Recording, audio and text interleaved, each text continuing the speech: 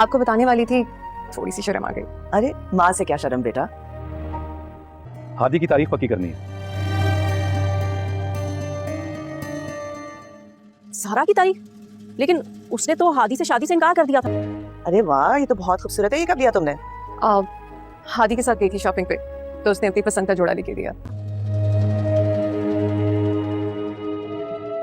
हाँ हाँ, किसी ने कोशिश तो की थी उसकी खुशी में आग लगाने की, लेकिन उसे मुंह की खाना पड़ी। अच्छा ना सलमान, प्लीज तुम तो मेरी जान हो ना, मान जाओ ना। देखो तुम मुझसे बात नहीं करते ना तो मुझे कुछ भी अच्छा नहीं लगता। ये बहुत खूबसूरत है। अल्लाह तुम दोनों की जोड़ी यूं ही सलामत रखे। आमीन। कितनी बेशर्म हो। जिस शख्स ने तुम्हारे शौहर के साथ झगड़ा किया, तुम उसे जलील करने की बजाय उसकी खुशामदी कर रही हो। उसे प्लीज प्लीज सलमान, मेरी परेशानी को समझने की कोशिश करो। मेहरू, तुम अपनी चालाकियों से बाज आ जाओ। ये जो तुम सबको पागल बना रही हो ना, ये सब तुम्हारे गले ना आ जाए फिर कहना मना रही हो। और वो जैन जो तुम्हारे प्यार में अपनी माँ तक को छोड़ आया। मैं और सलमा अदील भाई की तरफ जा रहे हैं। आज ज़ारा और हादी की तारीख पक्की करनी है। अम्मा, गले तो मेरे जैन आ गया जिसने मुझे जान छुड़ानी है। जिस शख्स ने तुम्हारे शौहर के साथ झगड़ा किया, उसकी खुशामदी कर रही हो, क्योंकि आप जानती है ना मैं सलमान से प्यार करती हूँ।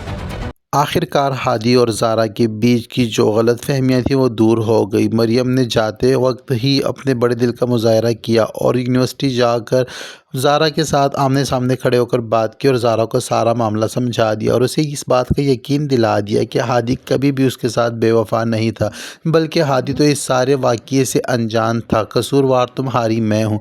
तुम्हें अगर मुझे कोई सज़ा देनी है तो दे सकती हो, या मुझसे नाराज़ होने तो भी हो सकती हो। मैंने ये सब कुछ मेहरू के कहने पर किया और मैं हादी को पसंद ज़रूर करती थी और उसको पाने के लिए मैंने ये सारा कोई खेल रचाया था और मैंने तुम्हें वो दिखाया जो तुम नहीं देखना चाहती थी और मैंने ही तुम्हें बदगुमान किया है हादी से। और हादी सारी सिस्टम से और सारे चक्रों से अनजान है, उसको नहीं है पता। मैंने अपने जुर्म का इतराफ़ हादी के सामने भी कर लिया है और मैं तुमसे भी माफ़ी मांगना चाहती हूँ। और मैं तुम्हें ये भी बता दूँ कि मैं अब अपने घर वापस जा रही हूँ, मैं यहाँ नहीं रहूँगी। तो जब ये बातें सारी मरियम ज़ारा को बता रही होती है तो हादी भी वहाँ आ जाता है। हादी भी मेहरू को यही कहता है कि ये नादान है, इसको माफ़ कर दो, इसको समझ नहीं आई है, किसी और के हाथों का खिलौना बन गई और किसी और की वजह से ये तुम्हारे साथ ये सब कुछ कर रही थी। और वो कोई और जो है वो कोई गैर नहीं है बल्कि तुम्हारे अपने रिश्तेदार हैं, यानी कि तुम्हारी ममानी और उसकी बेटी मेहरू की वजह से ये सब कुछ हुआ है। तो जब ज़ारा को सारी हकीकत पता चल गई और उसको इस बात का भी यकीन हो चला कि हादी बेकसूर था इस सारे मामले में, तो ज़ारा ने अपना मूड सेट कर लिया हादी के साथ। और सबसे पहले ज़ारा ने ये काम किया कि अपनी खाला से मिलने चली गई, यानी कि हादी की अम्मी से मिलने चली गई, जिनको वो फूफा कहती है, उनसे मिलने चली गई। उनको भी देखकर तसल्ली हुई कि आखिरकार इन दोनों बच्चों की आपस में रजामंदी हो चुकी है और अब इनके बीच में कोई भी झगड़ा, कोई भी गलतफहमी बाकी नहीं रही। जब ये बात ज़ारा के घर वालों को पता चलती है तो ज़ारा की फैमिली वाले बहुत ज़्यादा खुश होते हैं और ज़ारा को अप्रिशिएट करते हैं और कहते हैं कि तुमने हमारी खोई हुई खुशियाँ हमें लौटा दी और तुम्हारे इस फैसले से हमें बहुत खुशी और सुकून मिला है। अब घर में फिर से खुशियाँ लौट आई हैं, फिर से हादी और ज़ारा की शादी की तैयारियां और बातें होने वाली हैं। और अब अगली ही सुबह ये लोग आ रहे हैं, यानी कि हादी के घर वाले अदील साहब के घर हादी की शादी की तारीख लेने आ रहे हैं। जब ये सारी बातें मुनीर साहब को पता चलती हैं तो मुनीर साहब भी बहुत ज़्यादा खुश होते हैं। हादी चाहता है कि मुनीर साहब को हकीकत बता दी जाए और ज़ारा को बेकसूर साबित करवा दिया जाए, क्योंकि वो भी ज़ारा से नाराज़ थे। उनको लगता था कि ज़ारा ने गलत किया है, ज़ारा ने जल्दबाजी में फ़ैसला किया है। जब मुनीर साहब को बताया जाता है कि ये सारा कारनामे जो हैं ये आपकी बीवी और आपकी बेटी की वजह से ही हैं, तो वो खैर बेचारे अब कर भी क्या सकते हैं। उनको अपनी बीवी और अपनी बेटी की नेचर पता है कि वो एक बुग़्ज़ वाली खातून है। दोनों ख़वातीन बुग़्ज़ रखती हैं दिल में और अपने दिल से बुग़्ज़ नहीं निकाल सकती, तो वो अपनी आदत से और अपनी नेचर से मजबूर हैं। खैर जब मुनीर साहब को पता चलता है तो वो अब अगली सुबह जबकि तारीख़ लेने जाना होता है जिस दिन, उस दिन आलिया को जतलाते हुए कहते हैं कि भाई मैं दिल साहब के घर जा रहा हूँ और हादी की शादी की तारीख लेने जा रहा हूँ। तो ये बात जब सुनती है आलिया तो आलिया दंग रह जाती है कि हमने तो बड़ी कोशिश की थी कि ये शादी ना हो पाए।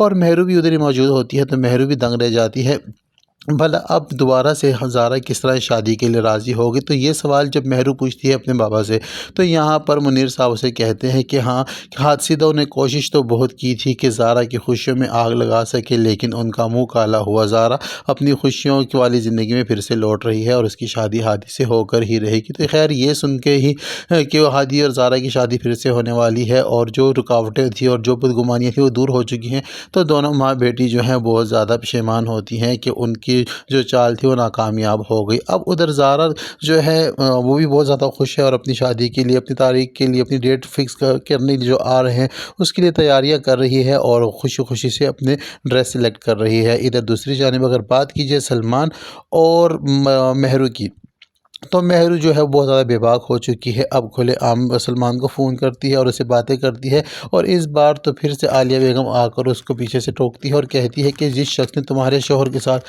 اس قدر بدتمیزی کی لڑائی کی اور تم اسی کا ساتھ دے رہی ہو، اسی کی منتیں کر رہی ہو۔ تو یہاں پر مہرو اپنی ماں کو کہہ دیتی ہے اس لیے میں اس کی منتیں کر رہی ہوں کیونکہ میں تو اسی سے پیار کرتی ہوں اور اس کے ساتھ شادی کرنا چاہتی ہوں، میں پاگل زین کے ساتھ اپنی زندگی نہیں گزار سکتی۔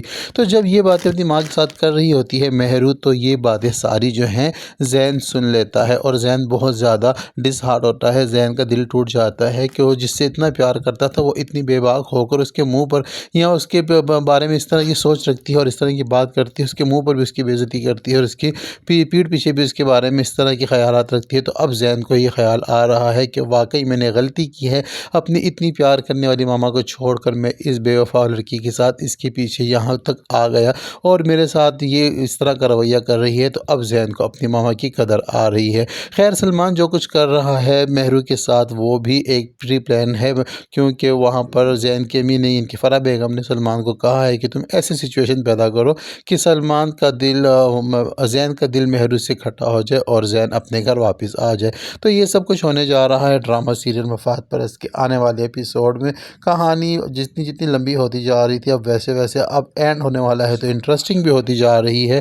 اب شادی کی تیاریاں بتائی جا رہی ہیں اور ساتھ ہی زارا نے ہادی کو بھی یہ بتا دیا ہے کہ زارا کی جو ماما ہیں وہ مریم کا رشتہ مانگ رہی ہیں ریحان کے لیے۔ تو یہ سن کر ہادی کو بھی خوشی ہوتی ہے اور کہتا ہے ہادی زارا سے کہ ریحان اچھا لڑکا ہے اور مجھے امید ہے کہ وہ مریم کو خوش رکھے گا، لیکن تم ایک بار سوچ لو کیا تم اس رشتے کو قبول کرو گی، کیونکہ تم جانتی ہو کہ مریم میرے بارے میں کیا سوچ رکھتی ہے۔ تو یہاں پر زارا کہتی ہے ہاں مجھے پتہ ہے، تو میں اسی لیے سوچ میں پڑ گئی ہوں کیونکہ ریحان جو ہے وہ کافی سینسیٹیو ہے، اگر مریم نے فیوچر میں جا کر کوئی ایسی ویسی حرکت کی تو وہ ڈس ہارٹ ہو سکتا ہے، اس کا دل ٹوٹ سکتا ہے۔ تو یہاں پر ہادی کہتا ہے فی الوقت تم یہ رشتے کی بات کو یہیں روک لو، مجھے لگتا ہے کہ ہمیں ان دونوں کو ٹائم دینا چاہیے تاکہ یہ خود ہی ایک دوسرے کے ساتھ پیار کا اظہار کریں، یا ہو سکتا ہے کہ ریحان جو ہے خود ہی مریم کو پرپوز کرے اور مریم اس کا پرپوزل ایکسیپٹ کر لے، تو اس طرح ان کی کہانی آگے بڑھے گی۔ تو یہ سب کچھ ہونے جا رہا ہے ڈرامہ سیریل مفاد پرست کے آنے والے ایپیسوڈ میں۔